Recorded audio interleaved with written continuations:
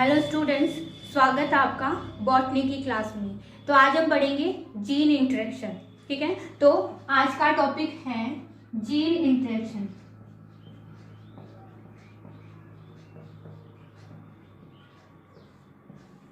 Gene interaction, तो gene क्या होती है कि यह एक आनुवांशिक इकाई होती है जो गुणसूत्रों पर उपस्थित होती है और यह किसी लक्षण को नियंत्रित करती है। जीवों के अंदर जो लक्षण होते हैं वो जीन के द्वारा नियंत्रित किए जाते हैं।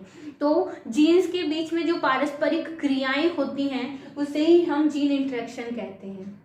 ठीक है, अब यहाँ पर जो जीन इंटरेक्शन है वो दो प्रकार की होती है, इंट्राजेनिक और इंटरजेनिक इंटरेक्शन। ठीक है, तो यहाँ पर जीन इंटरेक्शन है वो दो प्रकार की होती है, इंट्राजेनिक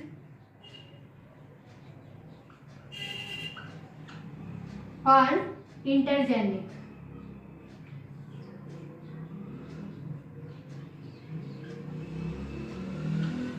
इंट्राजेनिक इंटरेक्शन को हम एलिलिक इंटरेक्शन भी कहते हैं,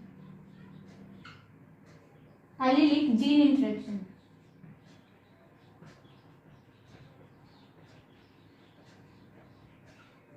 और जो इंटरजेनिक इंटरेक्शन है इसे हम नॉन एलिलिक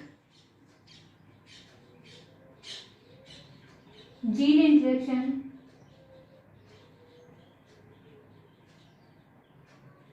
भी कहते हैं। अब देखो इंट्राजेनिक और इंटरजेनिक क्या है, तो यहाँ पर सबसे पहले हम देखते हैं intragenic gene interaction. Intragenic gene interaction, कोई भी एक जो जीन होती है, जीन युग्म होता है, उसमें दो अलील होते हैं। ठीक है, तो एक जीन के दो अलील्स के बीच में जो क्रियाएं होती हैं, पारस्परिक क्रियाएं, उसे ही हम इंट्राजेनिक जीन इंटरेक्शन कहते हैं और इसे हम एलिलिक जीन इंटरेक्शन कह रहे हैं क्योंकि यहाँ पर एक ही जीन की दो अलील्स के बीच में क्रियाएं हो रही है, इसलिए हम इसे क्या बोल रहे हैं, एलिलिक जीन इंटरेक्शन। अब दूसरा है इंटरजेनिक इंटरेक्शन या फिर non allylic gene interaction.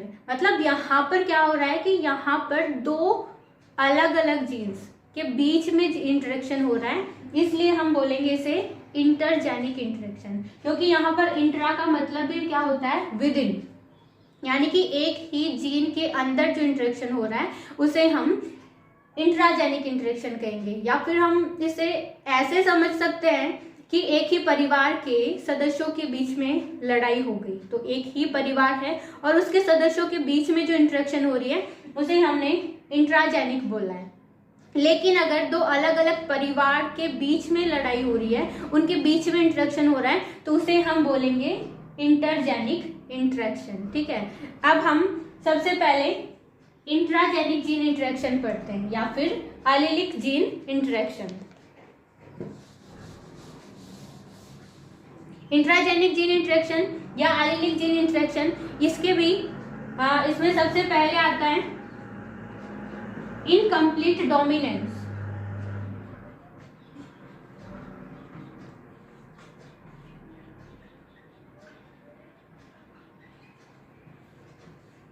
Incomplete dominance, क्योंकि हमने जो मेंडल के नियम पढ़े थे उसमें पहला जो नियम था वो था लॉ ऑफ डोमिनेंस, प्रभाविकता का नियम। उसके अनुसार होता क्या है कि जो F1 पीढ़ी होती है, एकल संकर संकरण की जो F1 पीढ़ी होती है, उसमें जो जीन अपना प्रभाव शो करता है उसे हम प्रभावी बोलते हैं। ठीक है, तो यहाँ पर इनकम्प्लीट डोमिनेंस मतलब यहाँ पर कंप्लीट प्रभावी नहीं होगी, मतलब प्रभावी जीन है वो अपना प्रभाव पूर्ण रूप से शो नहीं करेगी, इसे ही हम इनकम्प्लीट डोमिनेंस ही कहते हैं। ठीक है, तो यहाँ पर जब हम एकल संकर संकरण के अंदर, जैसे कि हमने एक एग्जाम्पल लिया था कि पौधे की लंबाई, उसमें हमने प्रभावी लंबे को अप्रभावी बोने के साथ जब क्रॉस करवाया था, तो F1 पीढ़ी के अंदर हमें विषम युग्मजी संकर पौधे प्राप्त हुए थे। ठीक है, तो इसमें जो कैपिटल T था उसने अपना पूर्ण प्रभाव शो किया था और इसी की वजह से सारे के सारे पौधे थे वो हमें लंबे प्राप्त हुए थे। अब यहाँ पर इनकम्प्लीट डोमिनेंसी के अंदर होगा क्या कि यहाँ पर जो प्रभावी जीन है वो अपना पूर्ण प्रभाव शो नहीं करेगी, इसीलिए इसे हम इनकम्प्लीट डोमिनेंस कहते हैं। हम इसके एग्जाम्पल हैं, जैसे कि पहले हमने देखा भी था, इसके अंदर हमने एक एग्जाम्पल दिया था स्नैपड्रैगन, फ्लावर कलर इन स्नैपड्रैगन। तो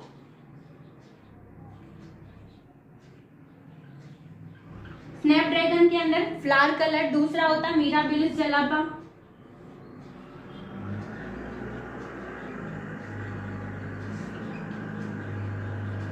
मिराबिलिस जलापा के अंदर भी फ्लावर कलर, ये दोनों ही एग्जाम्पल है किसके, इनकम्प्लीट डोमिनेंसी के। तो हम सबसे इनमें से किसी एक को लेकर एग्जाम्पल देखते हैं। मिराबिलिस जलापा के अंदर देखते हैं, तो यहां पर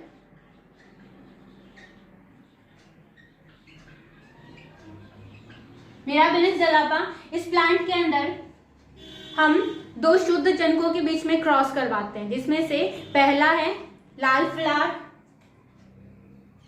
रेड फ्लावर वाले पौधे, दूसरा है सफेद फ्लावर वाले पौधे, जिसमें लाल फ्लावर वाले पौधे हैं वो प्रभावी हैं और जो सफेद वाले हैं वो अप्रभावी हैं। जब इनको क्रॉस करवाया जाता है तो F1PD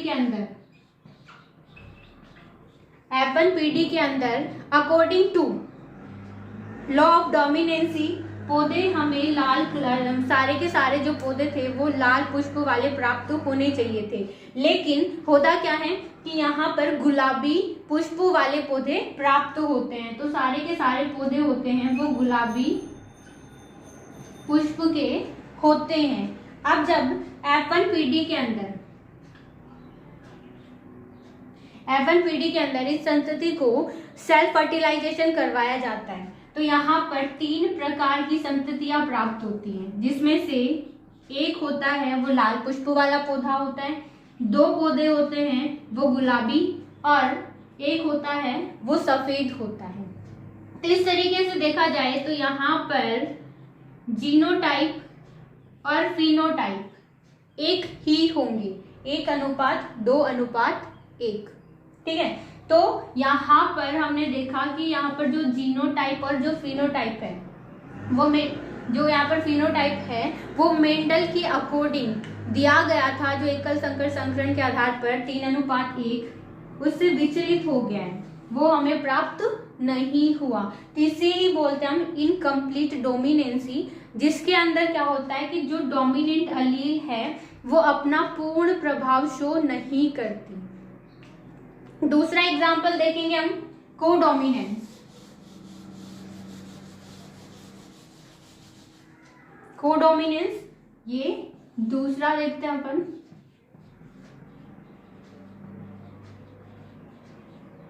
कोडोमिनेंस, यहां पर को का मतलब होगा साथ साथ, मतलब यहाँ पर जब F1PD के अंदर प्रभावी अलील और अप्रभावी अलील दोनों अपना प्रभाव साथ शो करते हैं, उसे ही हम बोलते हैं कोडोमिनेंस, ठीक है। तो यहाँ पर इसका एग्जाम्पल हो जाएगा skin colour in cattle.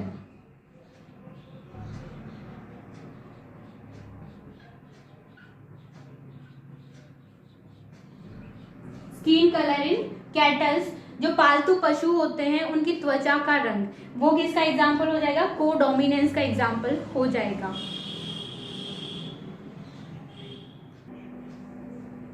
Skin colour in kettles, तो यानी कि पालतू पशुओं की त्वचा का रंग। अब पालतू पशुओं की त्वचा का रंग जब हम देखते हैं तो त्वचा का रंग चितकबरा दिखाई देता है, तो वहां पर जो प्रभावी और अप्रभावी है वो दोनों ही साथ शो करते हैं, लक्षण अपना दोनों साथ शो करते हैं। अब इसके लिए हम एग्जाम्पल देखते हैं कि जो प्रभावी लक्षण है जिसमें RR लाल रंग को प्रदर्शित करता है, त्वचा का लाल रंग, और स्मॉल RR है वो सफेद रंग को प्रदर्शित करता है, ठीक है।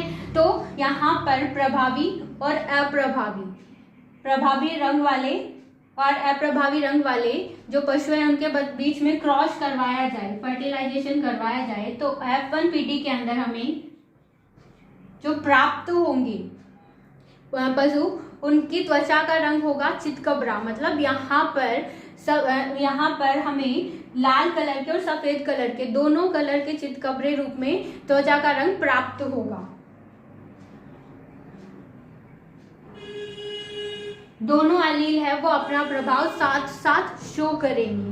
अब जब F1PD से F2PD प्राप्त किया जाएगी तब यहाँ पर हम सेल्फ फर्टिलाइजेशन करवाएंगे, जिसके द्वारा यहाँ पर हमें 3 प्रकार के लक्षण शो होंगे, जिसमें से पहला होगा लाल, दूसरा होगा चितकबरा और तीसरा होगा सफेद।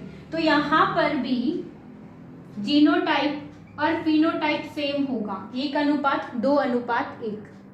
यहाँ पर भी जीनोटाइप फिनोटाइप सेम है, जिसमें एक है वो लाल रंग वाला पशु, दूसरा सफेद, एक है सफेद रंग का और 2 है वो चितकबरी त्वचा के रंग वाले पशु प्राप्त होंगे। लेकिन हम यहाँ पर डिफरेंस कर सकते हैं कि कोडोमिनेंस और इनकम्प्लीट डोमिनेंस में क्या डिफरेंस है। कि इनकम्प्लीट डोमिनेंस के अंदर क्या हो रहा था कि प्रभावी जो अलील था वो अपना पूर्ण प्रभाव शो नहीं कर रहा था, इसलिए बीच वाला जो कलर था वो हमें दिखाई दे रहा था। लेकिन यहाँ पर कोडोमिनेंस के अंदर क्या हो रहा है कि दोनों के दोनों अलील है, प्रभावी और अप्रभावी, वो साथ साथ अपना प्रभाव शो कर रहे हैं। यहाँ पर लाल भी है और सफेद भी है, वो दोनों ही रंग यहाँ पर दिखाई दे रहे त्वचा के अंदर, इसीलिए यहाँ पर हम इसे बोल रहे हैं चितकबरा। तो ये दोनों के अंदर डिफरेंस हो गया। फिर हम तीसरा पढ़ते हैं लीथल एलील। तीसरा एग्जाम्पल है इंट्राजेनिक इंटरेक्शन का लीथल जीन्स। लीथल जीन्स क्या होते हैं? लीथल जीन्स ऐसे जीन होते हैं कि जो अपनी उपस्थिति के द्वारा किसी भी जीव की मृत्यु कॉज कर दे, किसी भी जो व्यक्ति है या फिर किसी भी जीव की मृत्यु के लिए ये उत्तरदायी होते हैं। ऐसे जीन्स को हम बोलते हैं लीथल, जो हानिकारक है। लीथल का मतलब भी क्या होता है? जो हानिकारक हो।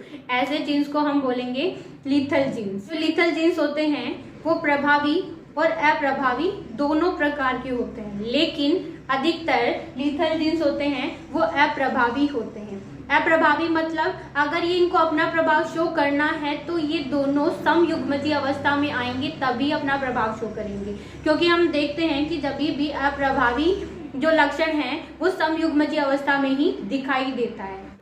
अब हम इसे एक एग्जाम्पल के थ्रू समझते हैं, जिसमें हो जाएगा स्किन कलर इन माइस।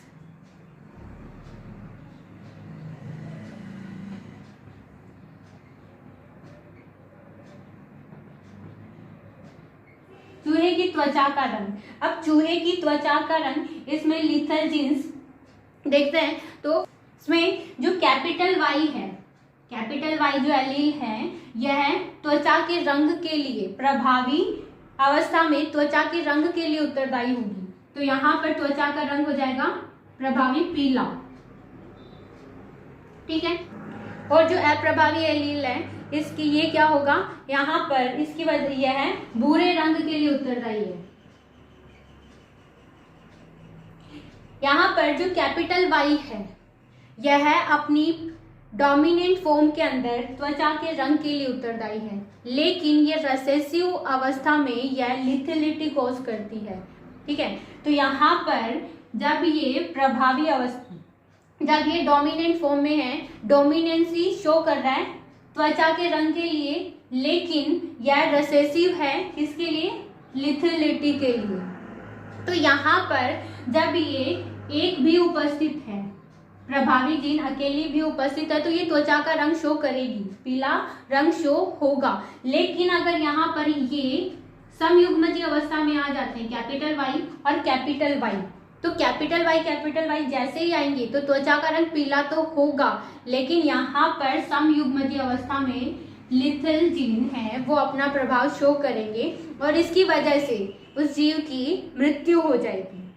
तो यहाँ पर हम इसको क्रॉस करवा के देखते हैं, क्योंकि समयुग्मजीय अवस्था में उस जीव की मृत्यु हो जाती है तो ऐसी फॉर्म है वो दिखाई नहीं देती। तो हम इसमें क्रॉस करवाएंगे कैपिटल वाई और स्मॉल वाई। यहाँ पर भी कैपिटल वाई और स्मॉल वाई, ये दोनों ही पीले कलर वाले माइस हैं। इनमें जब क्रॉस करवाया जाएगा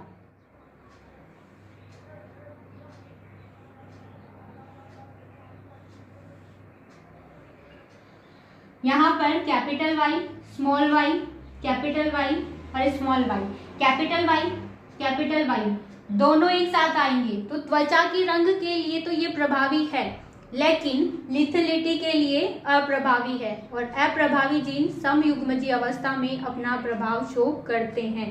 तो यहाँ पर जैसे ही अप्रभावी जीन समयुग्मजीय अवस्था में आती है तो उस जीव की मृत्यु हो जाती है। तो यहाँ पर समयुग्मजीय अवस्था में चूहे की मृत्यु हो जाती है।